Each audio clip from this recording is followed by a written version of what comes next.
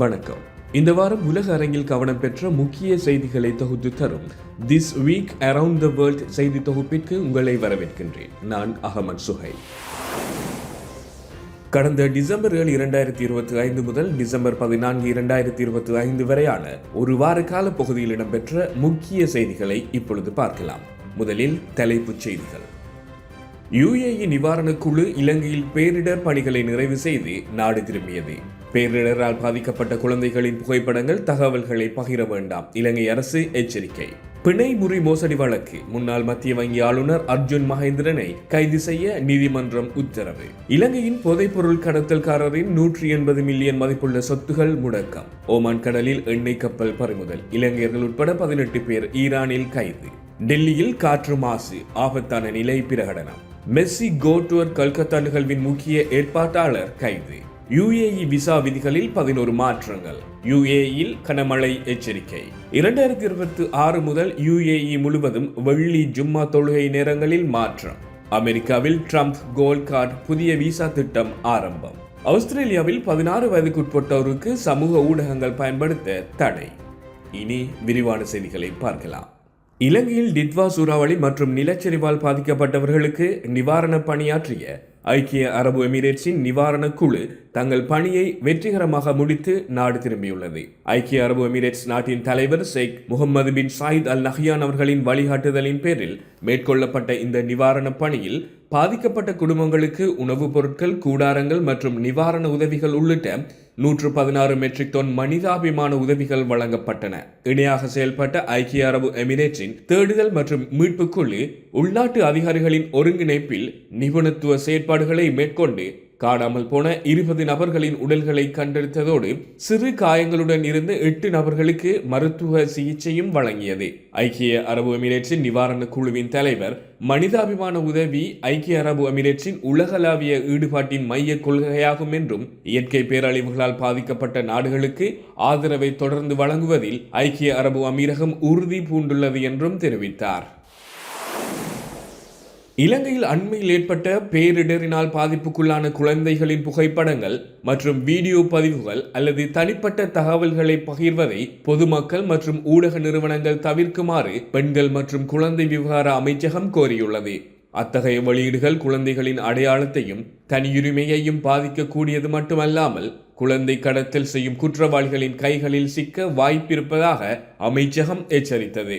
குழந்தை சுரண்டல் அல்லது கடத்தல் தொடர்பான குற்றங்களில் ஈடுபடுவோர் மீது கடுமையான சட்ட நடவடிக்கை எடுக்கப்படும் என்றும் அறிவிக்கப்பட்டுள்ளது. குழந்தைகளின் பாதுகாப்புக்கு ஆபத்தான அத்தகைய எந்தவொரு தகவலையும் பொதுமக்கள் 1929 என்ற குழந்தைகள் உதவி தொலைபேசி சேவைக்கு அல்லது அருகிலுள்ள பிரதேச செயலகத்தின் குழந்தைகள் உரிமை மேம்பாட்டு அதிகாரி அல்லது குழந்தை பாதுகாப்பு அதிகாரிக்கு புகார் அளிக்குமாறும் அமைச்சகம் கேட்டுக்கொண்டுள்ளது. இலங்கை மத்திய வங்கியின் முன்னாள் ஆளுநர் அர்ஜுன் மகேந்திரன் உள்ளிட்ட 2 சந்தேக நபர்களை கைது செய்து நீதிமன்றத்தில் ஆஜர்படுத்த குற்றப்புலனாய்வு துறையினருக்கு கொழும்பு நீதவான் நீதிமன்றம் உத்தரவு பிறப்பித்துள்ளது. இதன்படி கைதானைகளை மீண்டும் வெளியிடும்படி டிசம்பர் 11 அன்று உத்தரவிடப்பட்டுள்ளது.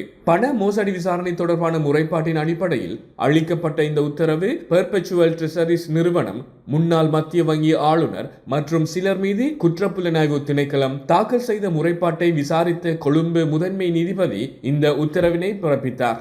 நீதிமன்றத்தில் விசாரணைகளின் போது நிறுவனத்தின் 5 இயக்குநர்கள் ஆஜரான போதிலும் அர்ஜுன் மகேந்திரன் மற்றும் அசான் புன்சிஹேவா ஆகிய இருவரும் நீதிமன்றத்தில் ஆஜராகாததே இந்த உத்தரவுக்கு காரணமாகும். இந்த வழக்கு 2026 மே 21 அன்று மீண்டும் விசாரணைக்கு எடுக்கப்படும் எனவும் நீதிபதி உத்தரவிட்டார்.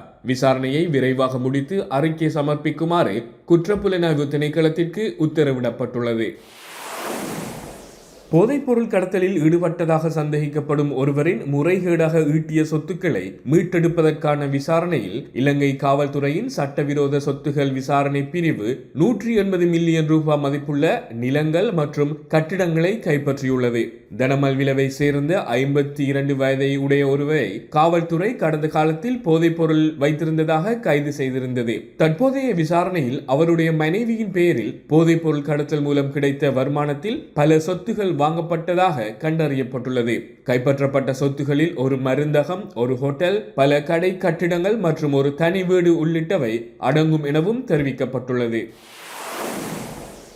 ஈரானின் தெற்கு ஹொர்மோஸ்கன் மாகாணத்தில் உள்ள ஜாஸ்க் துறைமுகத்திற்கு அருகே ஓமான் கடலில் ஒரு எண்ணெய் கப்பலை பறிமுதல் செய்துள்ளது. கப்பலில் 60 லட்சம் லிட்டர் கடத்தல் எரிபொருள் இருப்பதாகவும் கப்பல் செல்லுபடியாகும் ஆவணங்கள் இல்லாமல் இருந்ததாகவும் கடற்படை நிறுத்த ஆணையை புறக்கணித்து தப்ப முயன்றதாகவும் ஈரானிய நீதித்துறை அதிகாரிகள் கூறியுள்ளனர். இதன்போது கப்பலில் பணியாற்றிய 18 பணியாளர்கள் கைது செய்யப்பட்டுள்ளதாக செய்தி நிறுவனங்கள் தெரிவித்தன.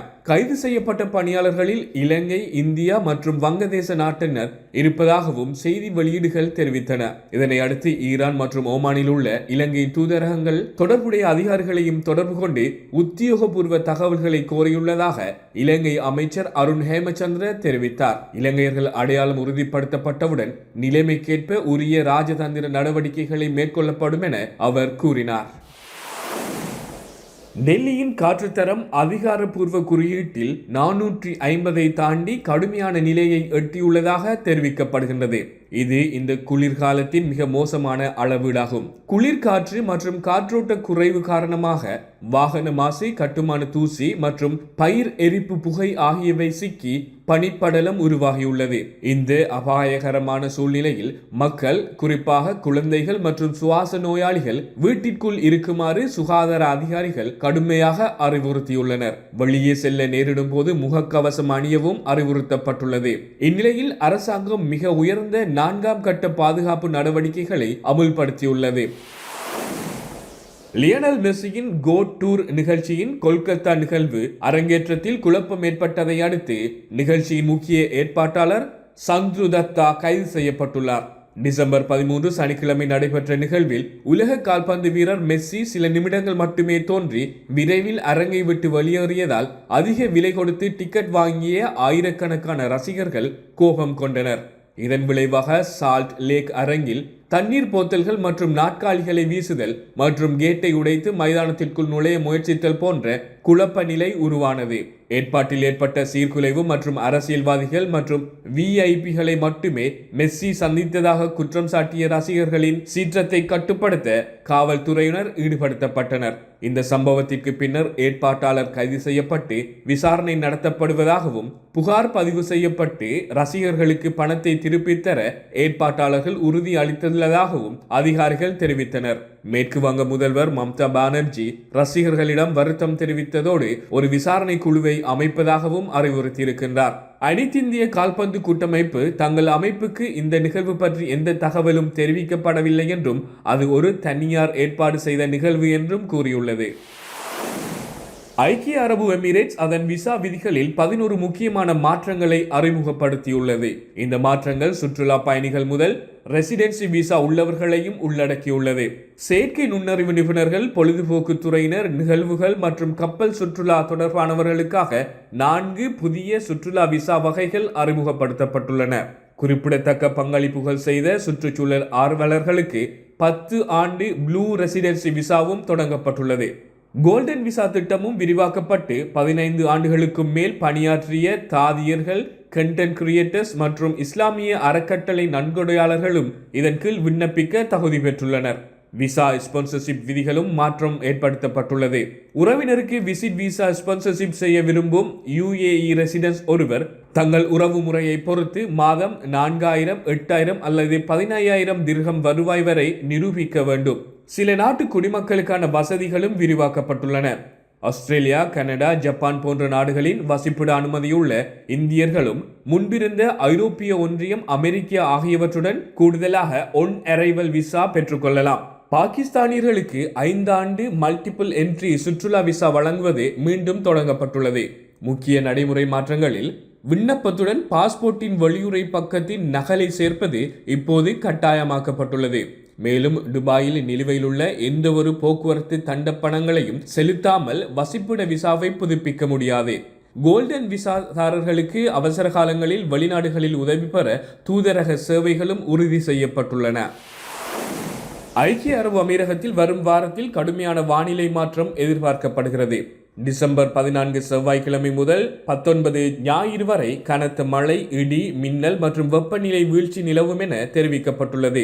UAEயின் வானிலை ஆய்வு மையம் வெளியிட்டுள்ள தகவலின்படி இந்த மாறுபட்ட வானிலை டிசம்பர் 16 முதல் 19 வரை குறிப்பாக தீவிரமடையும் எனவும், இந்த காலகட்டத்தில் அபுதாபி மற்றும் துபாய் உள்ளிட்ட பெருநகரங்கள் உட்பட நாடு முழுவதும் மழை பெய்யும் எனவும், இருப்பினும் வடக்கு மற்றும் கிழக்கு பகுதிகளான ராசல் கைமா போன்ற பகுதிகளில் மழையுடன் இடி, மின்னல் மற்றும் பனிமழையும் ஏற்பட வாய்ப்புள்ளதாகவும், இதனால் வெப்பநிலையில் குறிப்பிடத்தக்க வீழ்ச்சி ஏற்பட்டு பகல் நேர வெப்பநிலை 26 தொடக்கம் 27 பாகை செல்சியஸாகவும், இரவு நேர வெப்பநிலை 12 தொடக்கம் 15 பாகை செல்சியஸாகவும் குறையும் எனவும் தெரிவிக்கப்பட்டுள்ளது.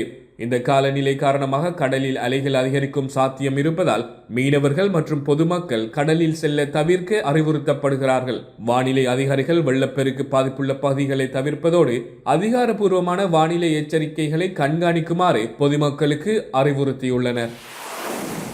ஐக்கிய அரபு அமீரகத்தின் வெள்ளிக்கிழமை தொழுகை நேரம் 2026 ஆண்டு முதல் மாற்றம் செய்யப்பட உள்ளது. இதன்படி ஜனவரி 2, 2026 முதல் நாட்டின் அனைத்து அமீரகங்களிலும் வெள்ளி ஜும்மா பிரசங்கமும் தொழுகையும் ஒரே நேரமான மதியம் 12:45 மணிக்கு நடைபெறும். தற்போதைய நடைமுறையின்படி துபாய், அபுதாபி உள்ளிட்ட பெரும்பாலான அமீரகங்களில் ஜும்மா பிரசங்கம் மதியம் 1:15 மணிக்கும் தொழுகை 1:30 மணியிலும் நடைபெறுகிறது. இந்த ஒருங்கிணைப்பானது இஸ்லாமிய நெறிமுறைகளுக்கு இணங்குவதுடன் சமூக ஒருங்கிணைப்பை ஊக்குவித்து குடும்ப நடவடிக்கைகள் மற்றும் வார இறுதி ஏற்பாடுகளை ஒழுங்கமைப்பதற்கு எளிதாக்கும் எனவும் எதிர்பார்க்கப்படுகிறது. ஐக்கிய அமெரிக்காவில் அதிபர் டொனால்ட் ட்ரம்ப் நிர்வாகம் ட்ரம்ப் கோல்ட் கார்டு எனப்படும் புதிய விசா திட்டத்தை அதிகாரப்பூர்வமாக தொடங்கியுள்ளது. இத்திட்டம் அமெரிக்காவில் வாழ்வதற்கும் வேலை செய்வதற்கும் விரைவான அனுமதி வழங்குவதற்காக வடிவமைக்கப்பட்டுள்ளது. விண்ணப்பதாரர்கள் முதலில் உள்துறை பாதுகாப்பு துறைக்கு $15,000 விண்ணப்ப கட்டணமாக செலுத்தி பின்னர் $1 மில்லியன் பங்களிப்பு கட்டணத்தை செய்து பின்னணி சோதனையில் தேர்ச்சி பெற வேண்டும். வணிக செயலாளர் ஹோவார்ட் லட்னிக் கூறியதாவது, முன்பதிவு காலத்தில் ஏற்கனவே 10,000 பேர் இந்த திட்டத்தில் பதிவு செய்துள்ளனர் என தெரிவித்தார். தனிநபர் திட்டத்திற்கு கூடுதலாக ஒரு நிறுவனம் தனது ஊழியர்களுக்கு விரைவான விசா பெற ஒரு ஊழியருக்கு $2 மில்லியன் பங்களிப்பு செய்யும் கார்ப்பரேட் பதிப்பும் உள்ளதாக தெரிவிக்கப்பட்டுள்ளது. ஆஸ்திரேலியாவில் உலகில் முதல் முறையாக 16 வயதுக்கு கீழுள்ள குழந்தைகளுக்கு சமூக ஊடக பயன்பாட்டை தடை செய்யும் சட்டம் நடைமுறைக்கு வந்துள்ளது. இந்த சட்டத்தின் கீழ் டிக்டாக், ஃபேஸ்புக், இன்ஸ்டாகிராம், யூடியூப் உள்ளிட்ட முதன்மை 10 தளங்கள் தங்கள் சேவையை பயன்படுத்தும் ஆஸ்திரேலியர்களின் வயதை முக அடையாளம் அல்லது அரசு வெளியிட்ட அடையாள அட்டை மூலம் உறுதி செய்ய வேண்டும். 16 வயதுக்குட்பட்டோருக்கான கணக்குகளை வைத்திருந்தால் ஒவ்வொரு முறையும் $33 மில்லியன் அபராதம் விதிக்கப்படும். சமூக ஊடகங்கள் பாலியல் கொடுமை, குழந்தை துன்புறுத்தல் மற்றும் பிற ஆபத்துகளுக்கு குழந்தைகளை ஆளாக்குவதை தடுப்பதே இந்த சட்டத்தின் நோக்கம் என பிரதமர் அந்தோனி அல்பனீஸ் கூறினார். சில தொழில்நுட்ப நிறுவனங்கள் இந்த சட்டத்தை விமர்சித்தாலும் பல நாடுகள் இதனை ஆதரித்துள்ளன. இத்துடன் இவ்வாறு this week around the world செய்தி தொகுப்பு நிறைவுக்கு வருகின்றது. மீண்டும் அடுத்த வாரம் புதிய செய்திகளோடு சந்திப்போம். அதுவரையில் நன்றி, வணக்கம்.